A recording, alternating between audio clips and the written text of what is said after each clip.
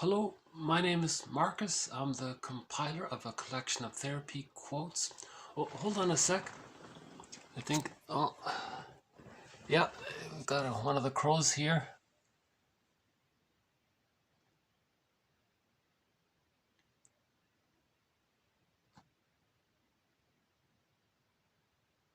Okay. There he swoops away. Okay.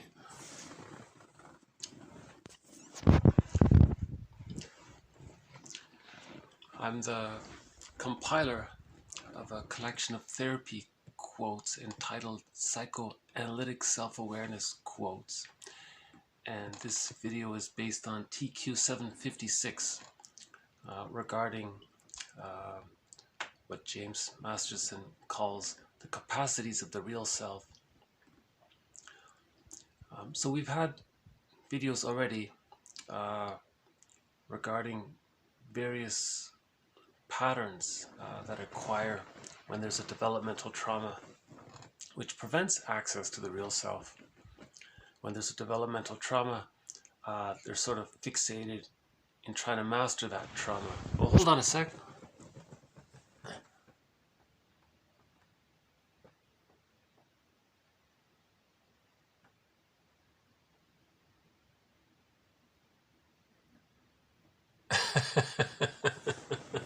There he goes.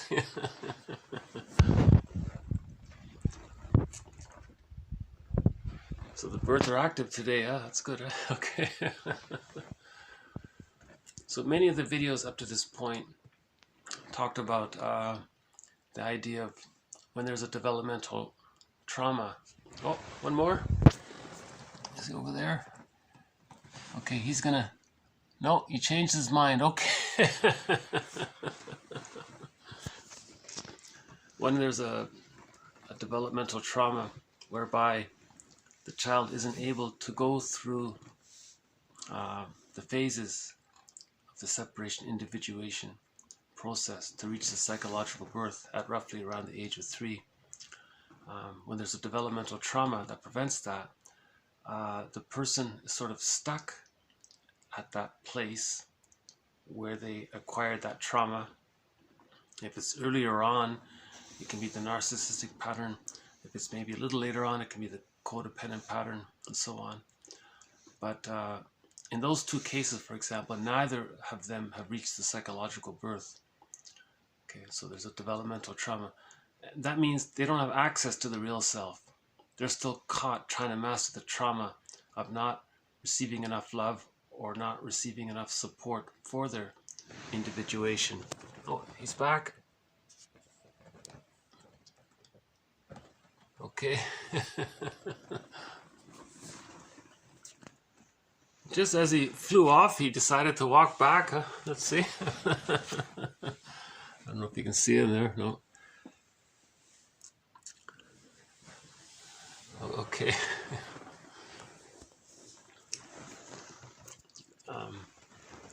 And those two types tend to meet up. Hold on. Two of them this time.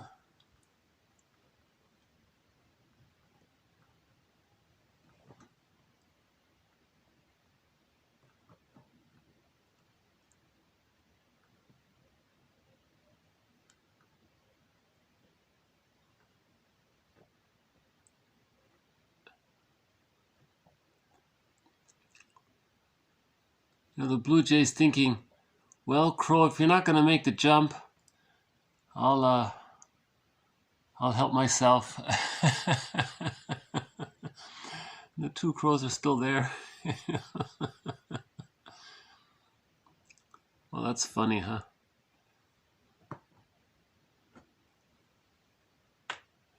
Okay.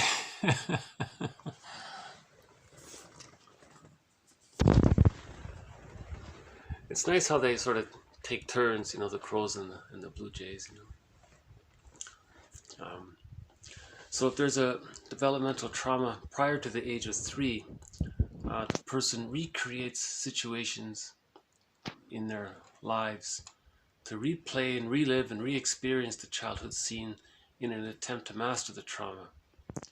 So they're projecting their childhood past into the present and trying to replay things. So they're distorting reality because the present is not the past. The people they meet in the present are not their parents, but they unconsciously convince themselves that these present people are, for their purpose to try to master the trauma, they're going to just pretend as if they are the parent and try to redo the childhood scenario to try to master the trauma. So that's why it's called a compulsion. Someone called it a pathological repetition or repetition compulsion. So they can people can spend their whole lives trying to master the trauma of not getting enough love. Okay, that's the narcissistic pattern, or not getting enough support for their separation, to complete the separation individuation process. That's the codependent pattern. Right? Now, in the narcissistic pattern, the trauma happened very early on. They didn't receive enough love to even differentiate from the fusion with the mother. So in the first stage after birth, in the extended womb, the child and the mother are fused there. It's called the stage of symbiosis or the stage of undifferentiation. The child needs enough love to feel safe enough to differentiate so he can know himself, to be separate. So he needs love to differentiate. Okay, that's a huge accomplishment. Okay, because at that point, since he got enough love to differentiate, we say that love and gratitude have entered the psychological picture. Right? Now, if that doesn't take place, okay, where he doesn't get enough love, then we say he's fixated at the rejection level. He didn't get enough love. So that's the narcissistic pattern. That's the hostile, provocative attachment style. That's some forms of the schizoidal pattern. Okay, we mentioned Iago, the inverted form of the hostile, provocative pattern. And there are a few other patterns related to that very early stage. You know, I think what happened was the crows took some of the chips and they left some for the blue jays, I think. That does seem to be the pattern. The crows will come first, take some, and then just leave the rest for the blue jays. Interesting, right? So we've had a number of videos on the repetition compulsion around this, around these patterns. We had a little bit on the schizoid pattern. The hostile provocative pattern is trying to communicate that he didn't get his symbiotic needs met. A child needs to get their symbiotic needs met in order to feel safe enough to differentiate. So people with the hostile provocative pattern or the inverted version of it are trying to communicate something to that effect.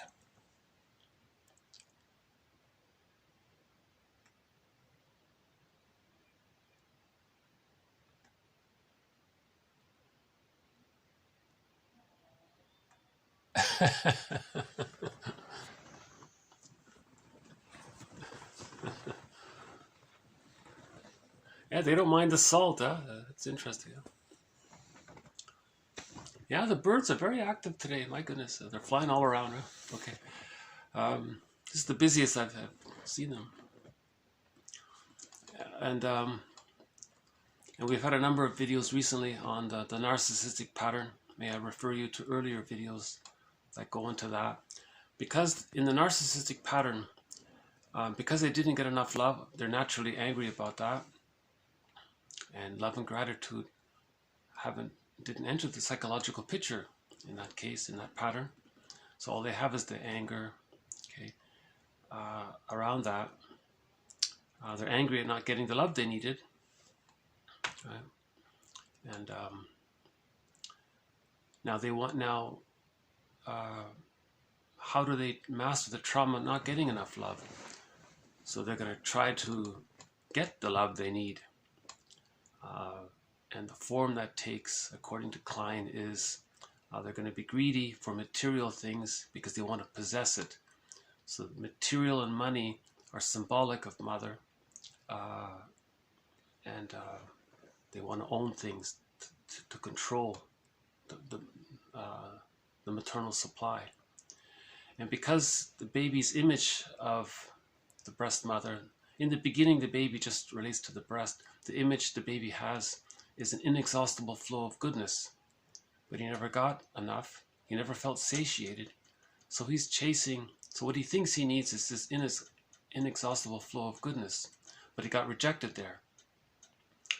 Okay, so now how does he stay in touch with that wish? Because of the repetition compulsion to try to master that trauma. How does he stay in touch with that wish? He communicates that wish through what's called reaction formation. All he has is the hate. He's so afraid of that wish for love, he does the counterphobic or reversal. So we'll just say counterphobic response, where he expresses his hate. Now he's doing it continuously, so he's continuously cynical, scornful, biting humor, negative humor, all that kind of humiliating kind of thoughts and so on. He's doing all of that continuously because he's chasing an image in his unconscious of an inexhaustible flow of goodness. So he has to continuously chase what he thinks is something that's supposed to be an inexhaustible flow of inward goodness. But the baby was never satiated. He never got enough love. So in the repetition compulsion to try to master that, he's going to keep repeating the compulsion because he's chasing something. He's chasing an image, a ghost. So he's caught doing it repeatedly. Now he wants to possess material. So there's the greed. If you see something that represents goodness, that triggers the memory of not getting enough love, so he's envious of it. Okay, so envy is hatred of the good, whatever form that good may take. And if he sees it damaged, he feels gleeful. Right? And we also say that the narcissistic pattern has identified with the aggressor. How does the baby cope with the mother being so unavailable, misattuned, impinging, engulfing, rejected? The baby finally just becomes like the mother. Okay, and that's why there's the grandiosity there. From the baby's point of view, mother is so grand and powerful, so he becomes like her. So there's the grandiosity. The entitlement is because his infantile megalomania hasn't been resolved. That's fused in with the grandiosity, right?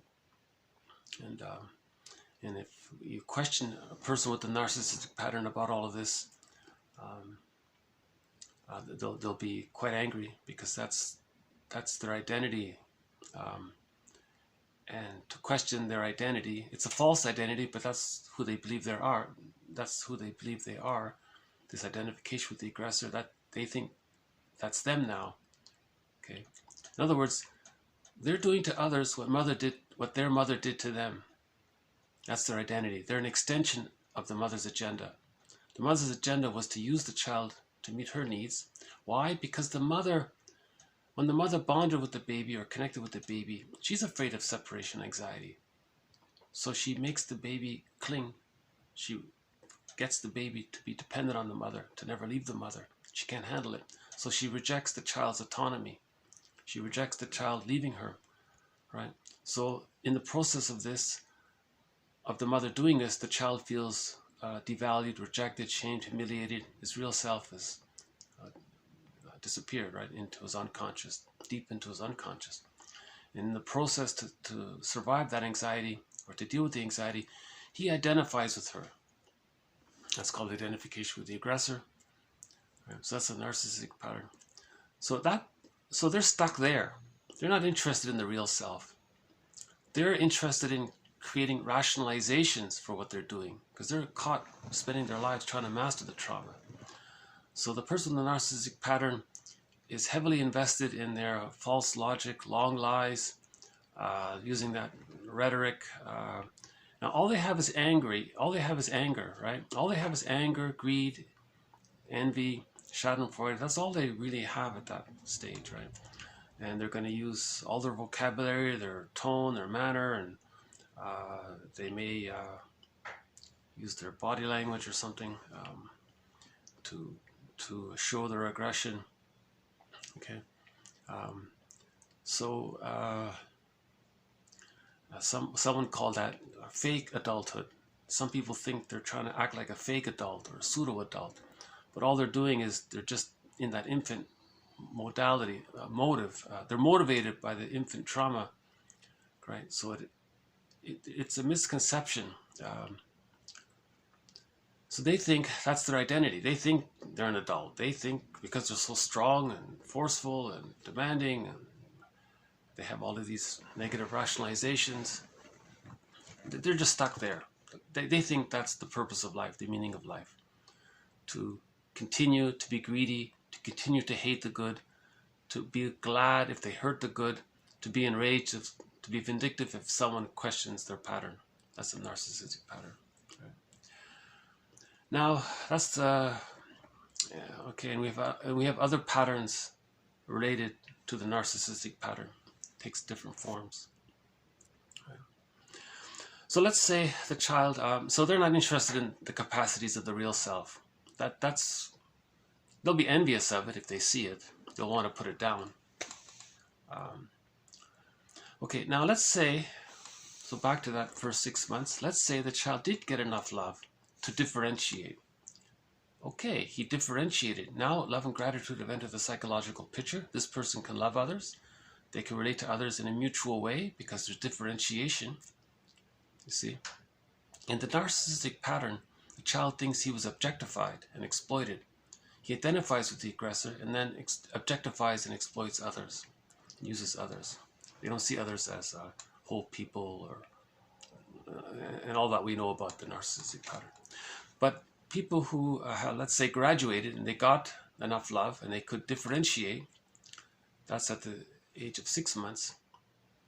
Now, between 6 months and 36 months, they want to complete the process of the separation individuation process to reach the psychological birth. Okay. So, but let's say they didn't get enough support for that and they were stuck there. Now let's say they're fixated at the rejection level of being rejected for support to complete the separation individuation process. So let's call that the codependent pattern. Masterson in his book calls this period the borderline disorder of the self. So he's the only one that uses that phrase in his specific model. Okay, I'm just using it in the general sense, the codependent pattern, because most of them tend to be in that phase, it seems. So now the codependent pattern, person with the codependent pattern looks at the person with the narcissistic pattern, okay, and does what's called, and uses rationalizations. They think that they're strong, they need support, so they do what's called sweet lemons. So the narcissistic pattern is all about sour grapes. That's the rush. Okay, if they don't get what they want, they devalue it and say it's no good. So if something's good and they can't get it, they're envious. They devalue it. They say sour grapes. I didn't want it anyways. Okay, that's one version of the narcissistic response to their envy if they can't get what they want. Now the person with the codependent pattern, they do like a positive version of that. They'll say that the narcissistic pattern, yeah, he's not really that sour and bitter. He's sweet. Okay, so they delude themselves into thinking that the person with the narcissistic pattern can support them. Now, the person with the narcissistic pattern is gleeful if this happens, because that means they're going to siphon all the love and goodness from the codependent pattern, from the person with the codependent pattern. But the person with the codependent pattern is rationalizing, is creating this rationalization because they want to master the trauma of not getting enough support to complete the separation individuation process, right? So you have this two people caught in this mutual delusions there. But the person with the narcissistic pattern will just use the person with the codependent pattern for mirroring and to be admired, and he feels entitled to it, of course. That's natural order of affairs in his mind. He's fixated at the stage of infantile megalomania. Right? That hasn't been resolved. Okay, and as mentioned previously, the person with the codependent pattern will finally get tired of it, feel like a ghost of themselves, regret it immensely that they spent half their lives trying to love someone who hated them the whole time, or used them, or objectified them. A person with a narcissistic pattern is just objectifies people. Right? Because the baby, from the baby's point of view, the breast was an object, and he's supposed to receive the goodness. See, the narcissistic pattern is stuck there, and he's repeating that. Okay, so so those are the two main patterns there. Now let's say, now most of the people who move towards, okay, let's just say whatever developmental trauma took place between birth and 36 months. Let's say any one of these people who do the work, okay, including the person with the narcissistic pattern, because they can heal. There are cases of it. Let's say they do the work and they move towards, and they get glimpses of the real self. Okay, that means they start to differentiate. Okay, there's more emotional investment to the image of the self. They're not overly bonded with the mother, or if they've identified with the mother, maybe they're starting to disidentify with the mother. So that's moving towards the real self, right? Or the codependent pattern, they're going to support their autonomy, their self-agency, and not be so afraid, and so on. So whatever is going on, if anyone moves towards access to the real self, okay, Masterson at this point says he uses what's called communicative matching. If people are showing glimpses of the real self, he'll support that, and he'll share what he knows about the person's interest, and in that way, right? So not like a coach. He's not advising. He's just communicative matching. So the person's interested in this activity, he'll share what he knows about that. So he's matching it. So he's supporting it that way. So he's building the real self that way. Because remember, the parent punished the child for access to the real self, or the parent rewarded the child for regression. So what does a person do when they get in touch with the real self? Okay, let's offer communicative matching. So this real self, okay, normally how it happens is, from birth to 6 months, during the stage of symbiosis, the child gets enough love to allow him to differentiate. Okay, after differentiation, okay, the child has more of his life force connected to himself. Now he plays with his toys, explores his environment, learns about things. Later on, he explores further. He can return to his mother for emotional refueling as needed. By the age of 3, he internalizes all of this love, and the condensation of all of these memories become part of a psychic structure. We call this aspect of the psychic structure the holding interject, or the internalized good object. That allows him enough ontological security and basic trust to have more of his life force connected to himself. So his emotional investment is now inward now, not to the mother. Now it's inward. So we consider that movement towards the psychological birth, right? And with that, he has access to the real self. So the real self is a part of the personality. Everyone has it. It's a part of the personality that helps the person to know what he likes, what his unique wishes are,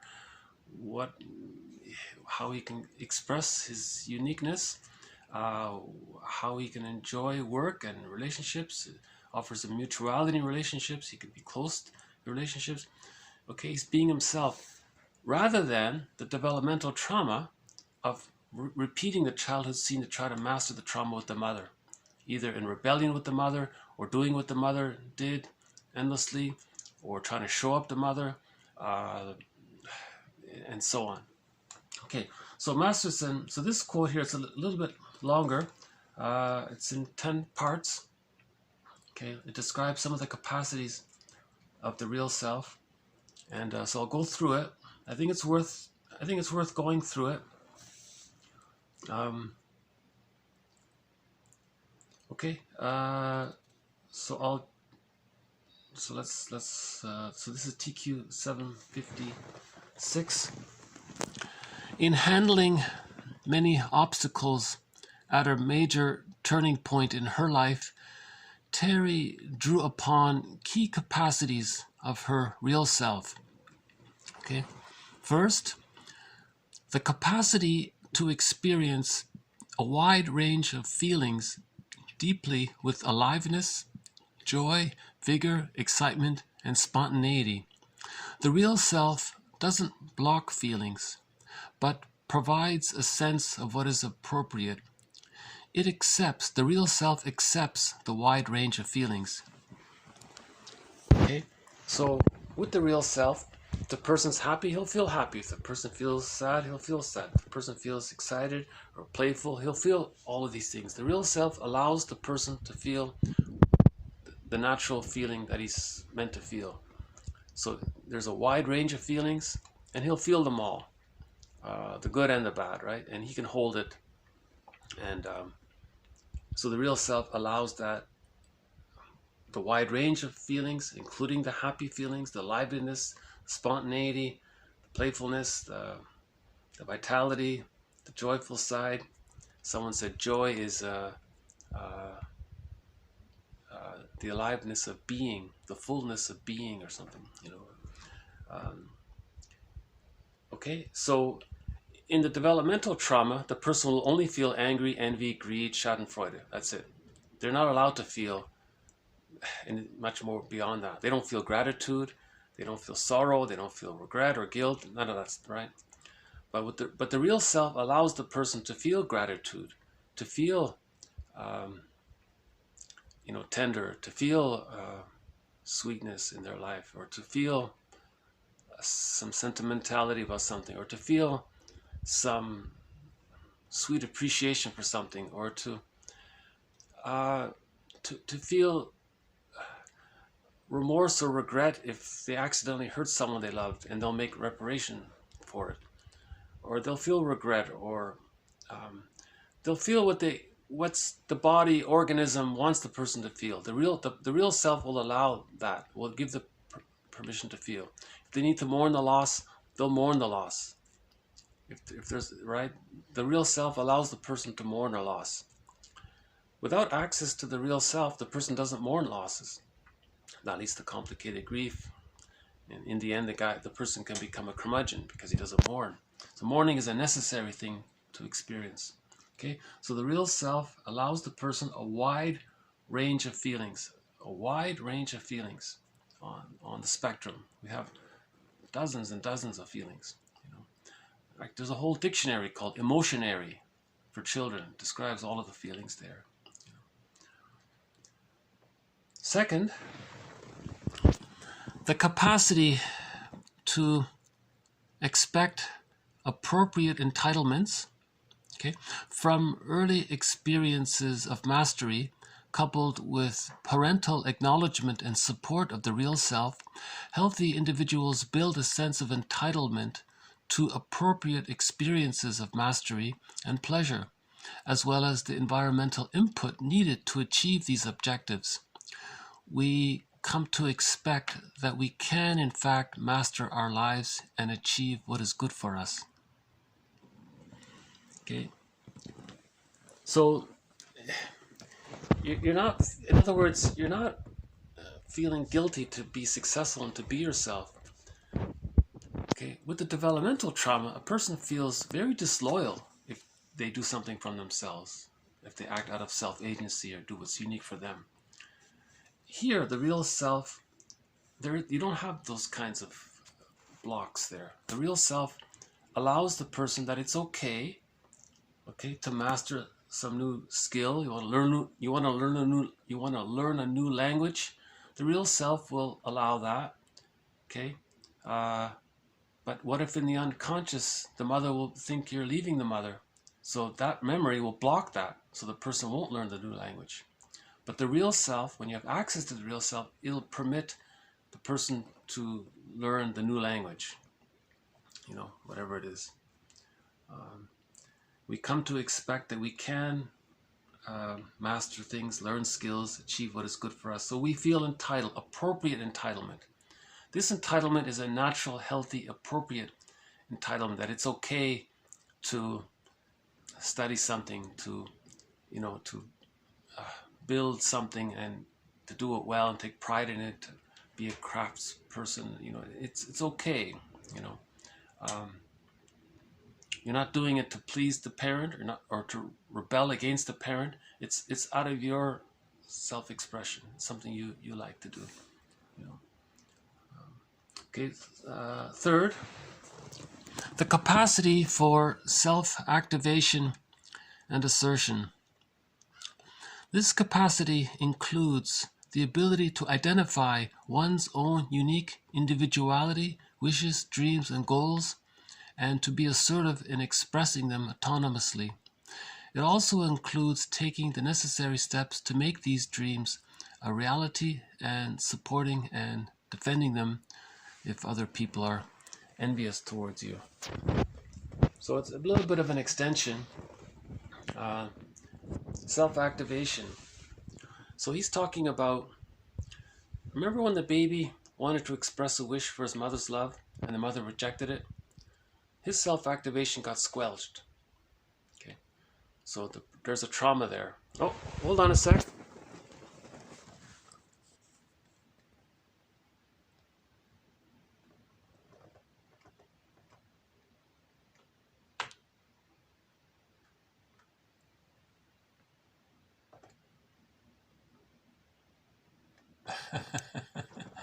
Okay.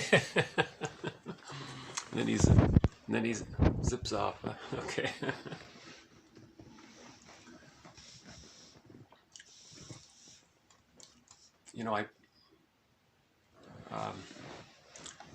Just when I started this video, already 80% of the snacks were gone. That's how quick it went.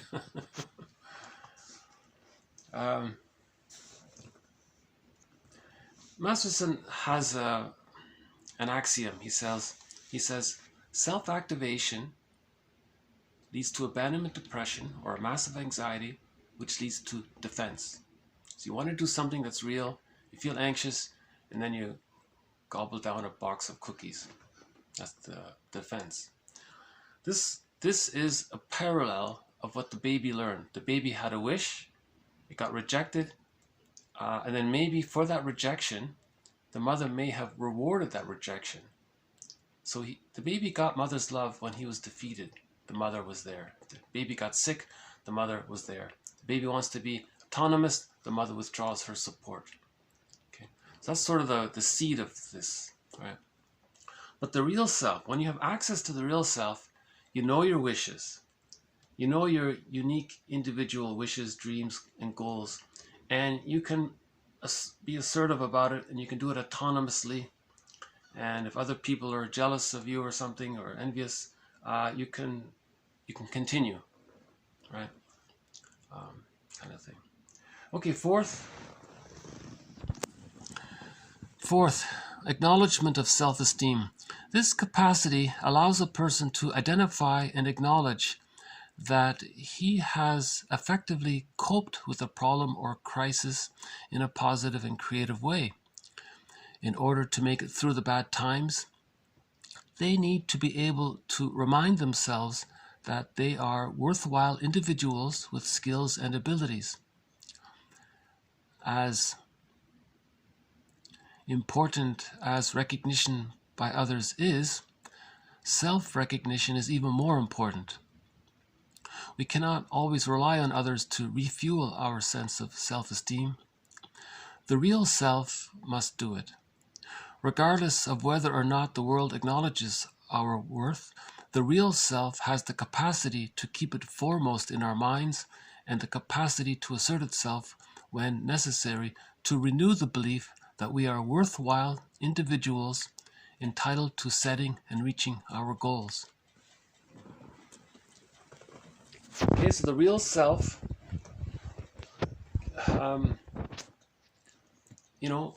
allows the person to have increased self-esteem for their accomplishments. So they self-activated, they accomplish something that builds their self-esteem, and it's okay. You see? So acknowledgement of self-esteem. So you're aware of it and you feel it, and it's okay. You see, there's no feeling of betraying the mother or something like that.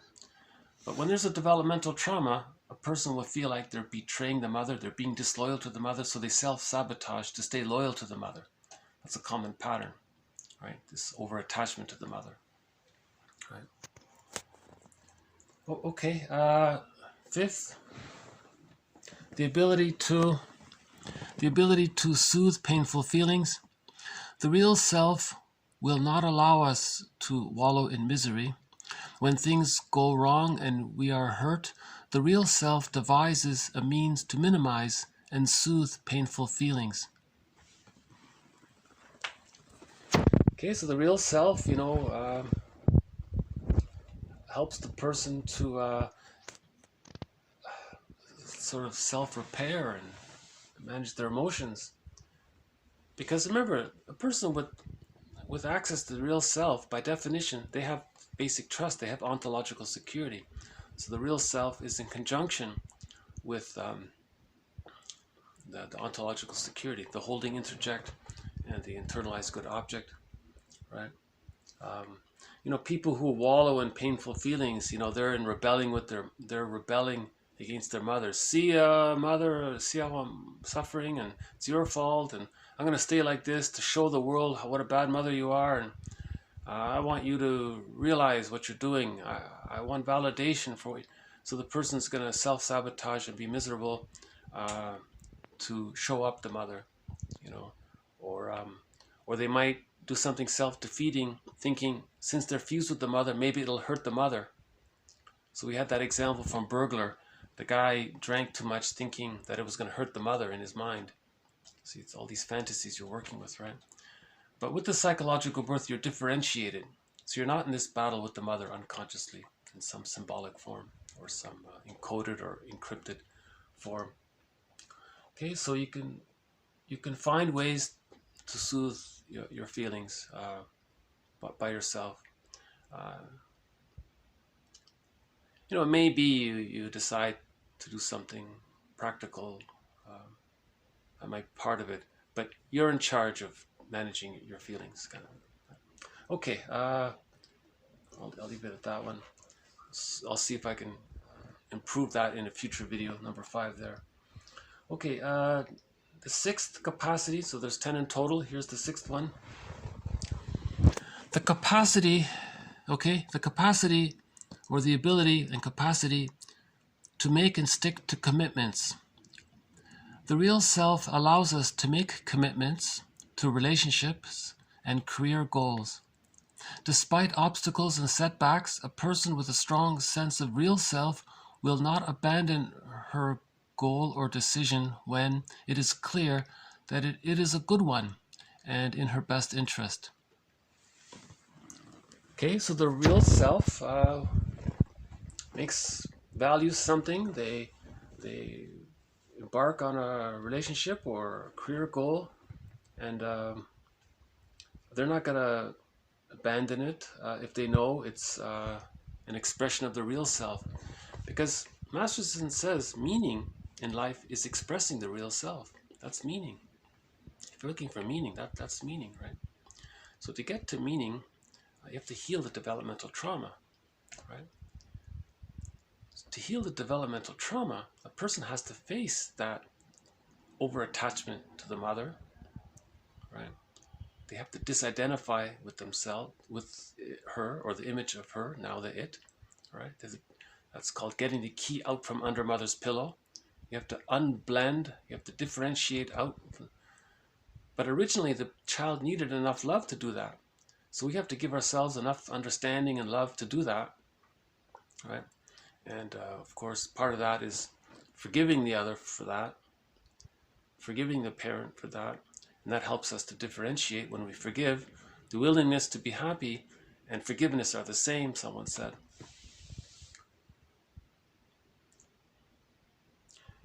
Yeah, because again, you don't feel guilty. If you set a goal and you're in a relationship and you're happy, you don't feel guilty. And in fact, ideally, your parents would support that and be happy for you. But some parents aren't happy. They're jealous of their children. Okay, 7th, creativity. The ability to replace old familiar patterns of living and problem solving with new and equally or more successful ones. It is also the ability to rearrange intrapsychic patterns that threaten to block self-expression, without which there can be no creativity. We may need to diffuse the negative memories or feelings that we associate with certain activities or situations so we can engage in them from an emotionally neutral or positive stance.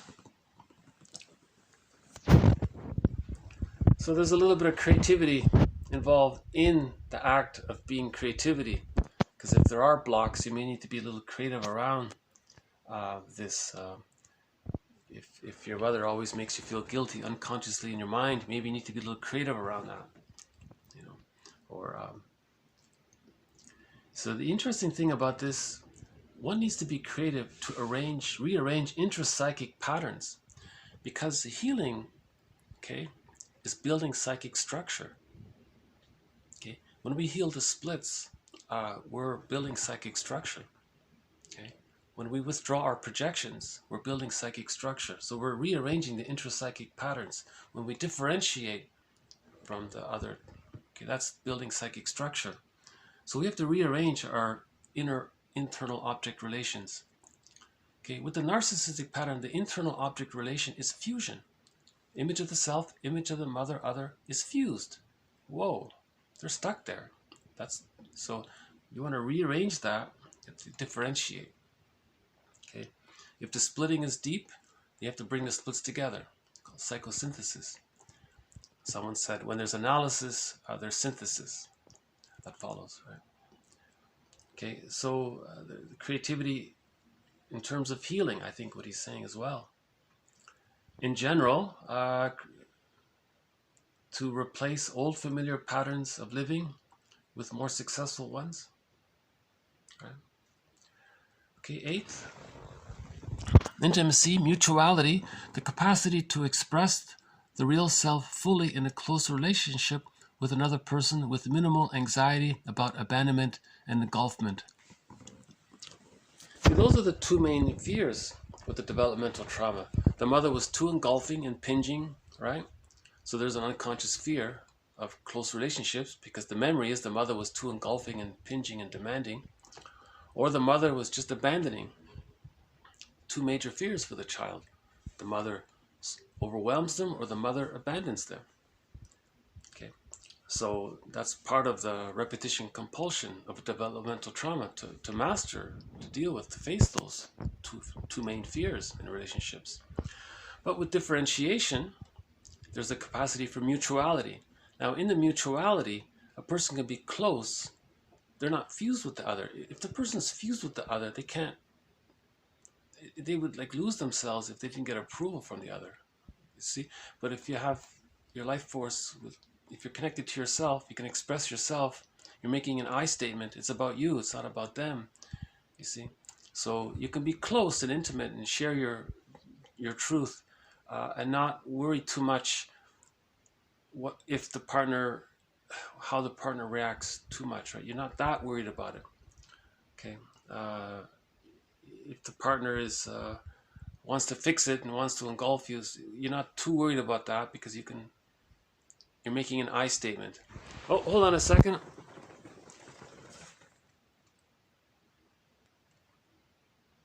Oh, there he goes. I think the snacks are all gone, so I think he's seeing if there's any that fell down. Oh, and there he goes. He found one.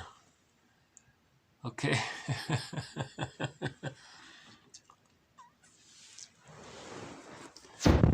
You know, yesterday there was about a dozen baby crows on the table. It's the cutest little thing. It's very rare to see that. They're really cute, you know, the baby crows too, you know.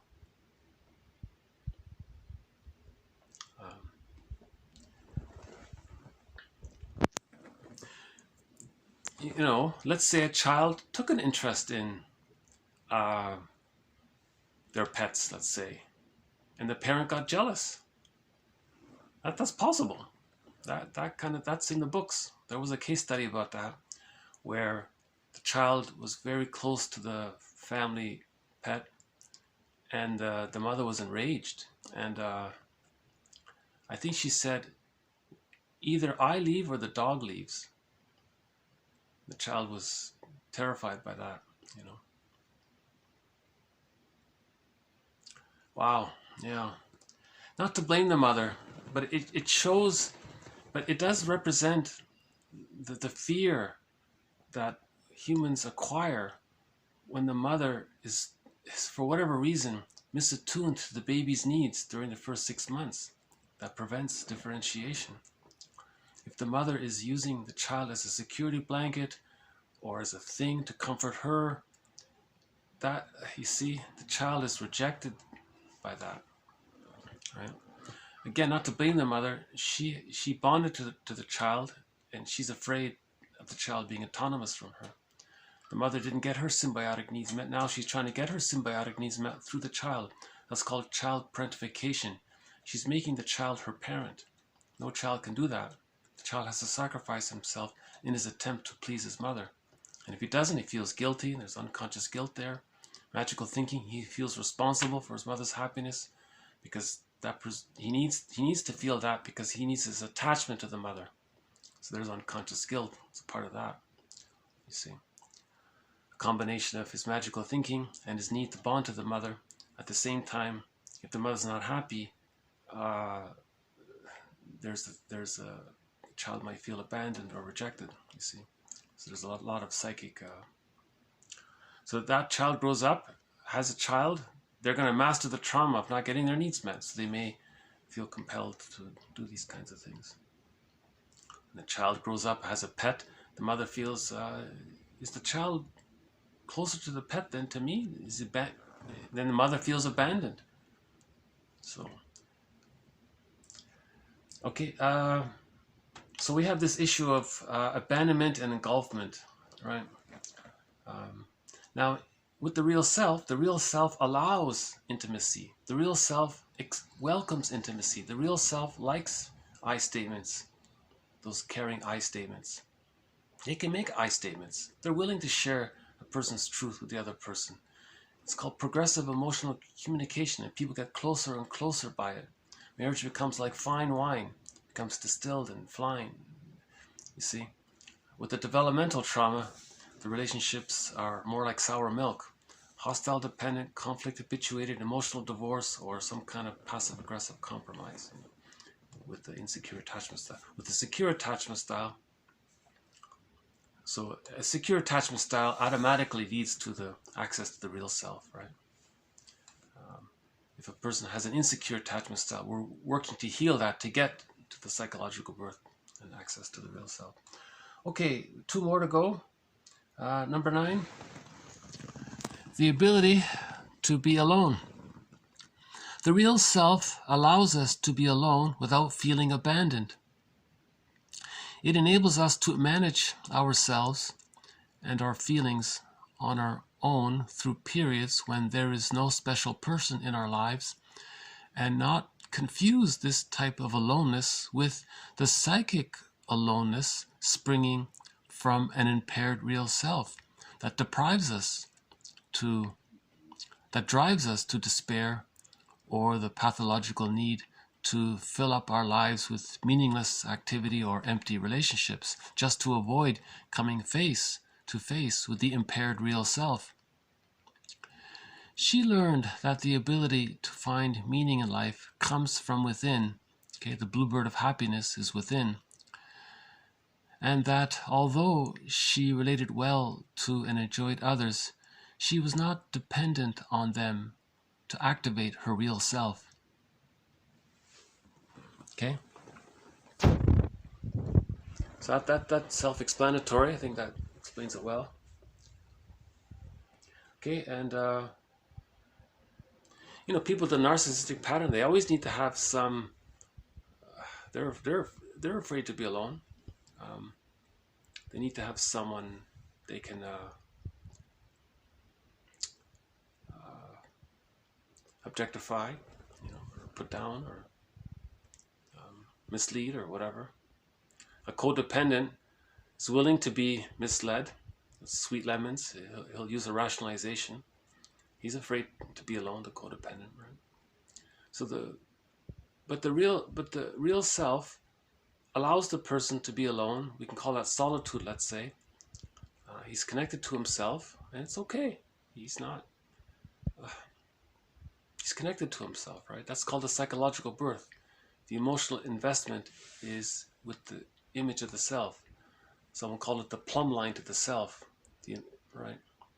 The life force is cathected to the image of the self. So there's that inner connection there. Okay, maybe we'll have more clarification on number 9 as well in the future. Okay, and 10th is sort of a summary of it, I guess. Continuity of self. This is the capacity to recognize and acknowledge that we each have a core that persists through space and time. We are confident that the I of one experience is continuous and related to the I of all our other experiences. A person recognizes that he is somebody who lives, works, and loves in a certain way, and it is taken for granted that the somebody is a worthwhile, competent human being, not immune to the sufferings of life, but capable of withstanding them and growing because of them. This is the truth that, if learned well in the first 3 years of life, contributes to the development of the real self that remains with us into adulthood, reminding us that no matter how temporarily confused we might be in any particular situation, we are indeed worthy and have a coherent center and wholeness upon which we can rely. Okay, so he's calling that the continuity of self, or sense of self, ontological security, inner basic trust, and all that. It's interesting about that, because this allows for interpretations. If you recognize that you are the one who developed a certain defense mechanism to deal with anxiety as a child, and you recognize that in the present you're still using that defense mechanism, and you recognize that you are the same person using this defense mechanism back then and here and now, there's a sort of a continuity of yourself there. So you're able to make that connection. Okay, when there's a lot of one author calls it attacks on linking. When there's trauma, the person doesn't want to link things or make connections, because when you do, you're healing, and it's painful to heal, right? Because it brings up the memories. So that's interesting about trauma. Maybe we'll have a future video on that. Okay, this comes from a book called The Search for the Real Self, Unmasking the Personality Disorders of Our Time by James F. Masterson. One of the best, one of the finest self-help books there is, I think. There's 2 versions. He has an earlier version of it, just simply called The Real Self, and he has sort of this updated version called The Search for the Real Self. Widely available, and yeah, I think it's worth grappling with this, because not too many authors really talk about the real self, Okay, so the quotes are posted below. I'll any further thoughts about it? Okay, wide range of affect. You can feel your feelings. It's okay. Okay, you're entitled. Permission to grieve, permission to succeed, and all that. Self-activation. Okay, you see. Remember, the baby had that. The baby wanted to try something. The mother thought that the child is too happy. Somebody had a joke. They said the mother, whenever the mother sees the child happy, he squashes it. And it wasn't a joke. It was presented as a joke, but it was. But that's what the mother does, because the mother's afraid of their autonomy, the child's autonomy, because of the mother's separation anxiety. Right. Okay, so it's a key concept. Self-activation triggers these memories like that of what the mother did. And then it's painful, and then you do something to comfort yourself. emotional eating or hyper busyness or whatever, right? Like acknowledgement of self-esteem. I think Masterson calls it sort of like a feedback loop. I think in positive psychology they talk about this. I don't know much about it. What worked, do more of what worked, and that builds your self-esteem. If it's coming from the real self, if it's coming from the defensive false self, no. That's a confusion there. If it's coming from the real self, yes. If it works and it's from the real self, then you can do more of that. That's okay, right? If it's part of the repetition compulsion to master a trauma, that's a secondary delusion. You may think it worked. You're going to do it again, really? That's Sisyphus. That's like telling Sisyphus to try harder.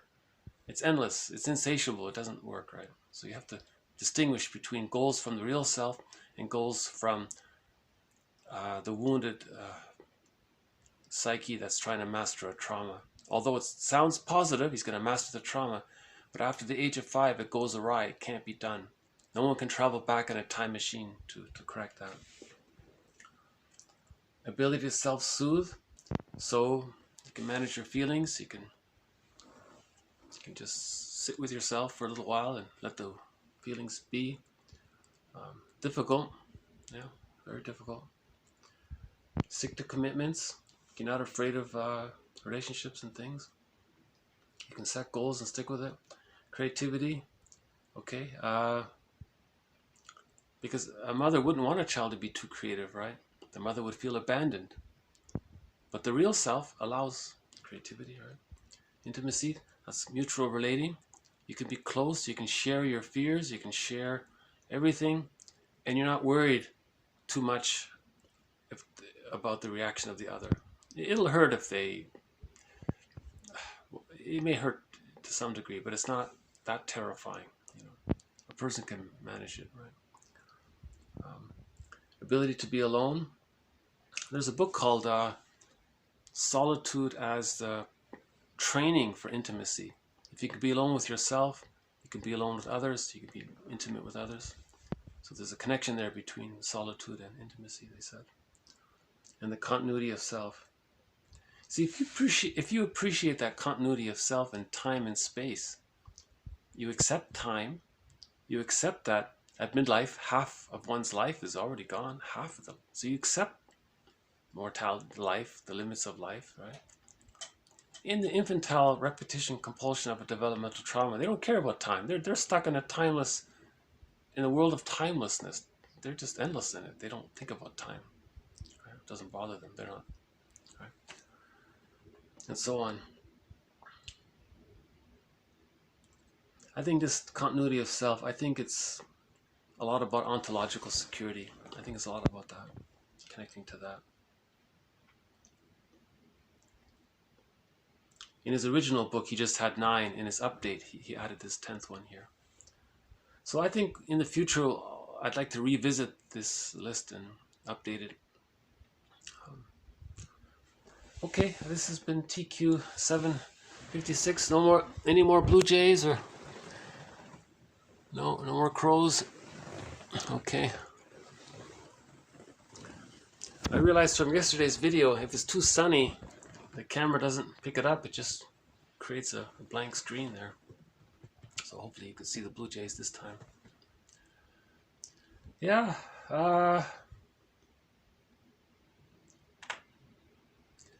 Masterson, he's one of our 6 mentors in this series. Masterson, Bergler, Horney, Fairbairn, Klein, and Mahler, those 6. I have this little mini fantasy if I could create a poster of those 6. I would like that, you know. I think, you know, maybe Karen Horney would be in front and center. Maybe Masterson would be to one side. Edmund Bergler would be to the other side. In the back row, we would have Fairbairn, Margaret Mahler, and Melanie Klein. So those 6, I think that's quite a team there. Masterson made a huge contribution. He combined Mahler's work and Fairbairn's work and added a lot himself. That's original. Right? Okay, bye for now. I just passed the 1 hour mark. Okay. I'm trying to discipline myself to keep these under 1 hour. So this is 1 hour. So since I'm just thinking whether or not to play a song or not. Okay, we'll play a song next time. Yesterday we played a song from Andre Bryan. We played his name is Brian Andre. I like him a lot. He plays some good songs. So why don't we play another one of his songs? Yesterday was Ni Ka Ui. How about today we play Nepite? So this is Nepite. Oops. Hold on. Try again.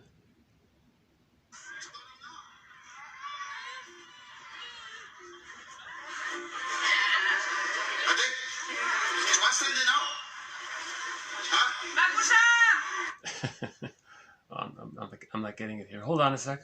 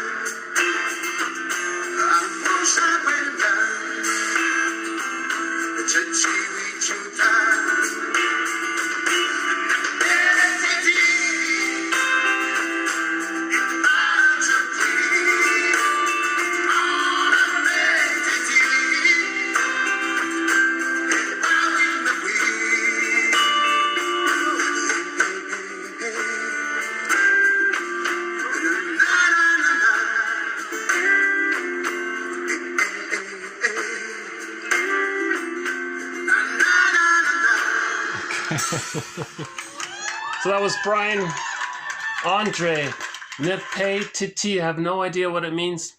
So thank you very much. This has been TQ 756. Bye for now.